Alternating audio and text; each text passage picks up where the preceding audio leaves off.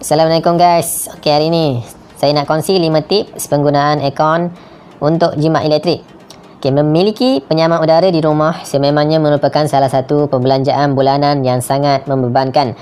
Namun, tahukah anda dengan sedikit perubahan, anda boleh mengurangkan bil elektrik tanpa menjejaskan keselesaan anda.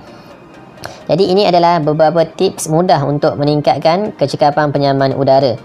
Bukan saja untuk membantu anda menjimatkan wan, tapi juga dapat mengurangkan penggunaan tenaga dan impak terhadap alam sekitar.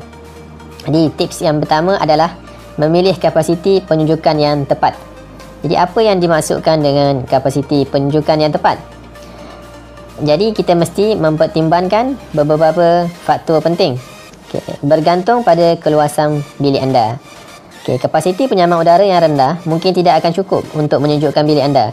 Jadi penyaman udara akan bekerja lebih keras untuk mencapai suhu yang dikehendaki. Namun ia akan menaikkan kadar elektrik rumah kita. Namun jika kapasiti penyaman udara yang terlalu tinggi pula, ia mungkin menyejukkan rumah anda dengan cepat, tetapi kawasan anda akan berasa lembap, dan apabila ia dimatikan, tak ada masa yang cukup untuk mengeluarkan kelembapan tu. Jadi bagi kebanyakan bilik, penyaman udara yang berkapasiti 1 HP sehingga 2 HP sudah pun cukup. Jadi selain daripada saiz bilik, faktor lain yang perlu diambil kira adalah ketinggian shielding kita, cahaya matahari. Kalau rumah tu lebih banyak tingkap, jadi mungkin perlu ambil HP yang lebih tinggi. Dan juga bilangan penghuni.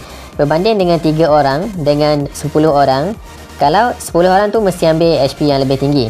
Jadi ini adalah antara faktor yang mempengaruhi pemilihan kapasiti penunjukan. Yang kedua adalah mengekalkan suhu yang tepat. Tahukah anda berapa suhu yang tepat untuk rumah anda?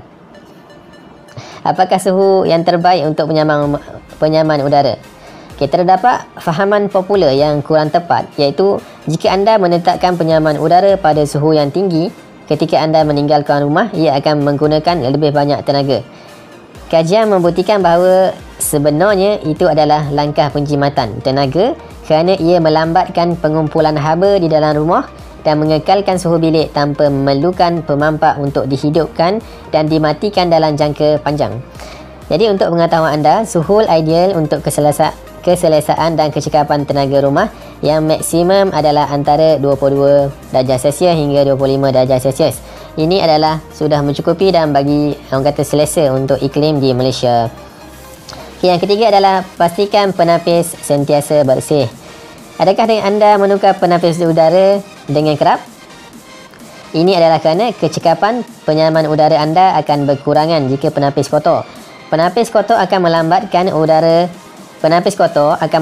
aliran udara, iaitu menjadikan unit anda bekerja lebih keras dan menggunakan lebih banyak tenaga sehingga bil elektrik anda naik. Jadi adalah amat-amat penting untuk memastikan penapis sentiasa dibersihkan.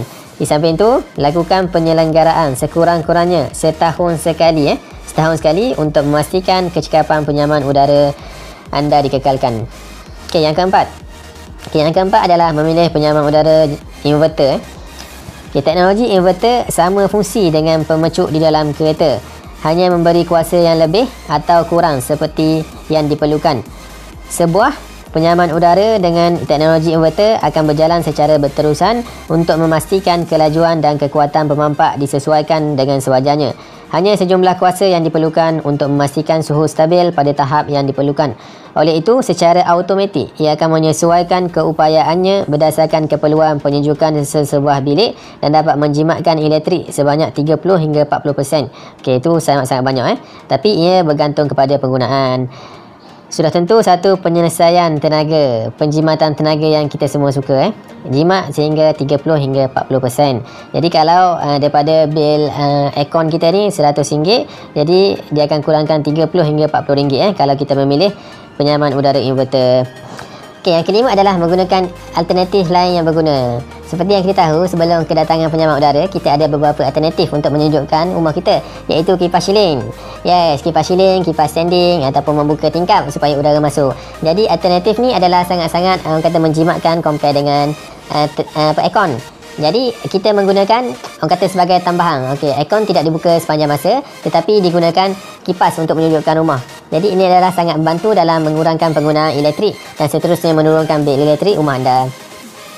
Jadi harapnya 5 benda ni ataupun tips ni dapat membantu anda untuk mencapai bil elektrik yang lebih rendah ataupun menjimatkan penggunaan tenaga elektrik rumah anda, dan seterusnya membantu bumi kita untuk kekal lebih bersih. Okey, Assalamualaikum warahmatullahi wabarakatuh.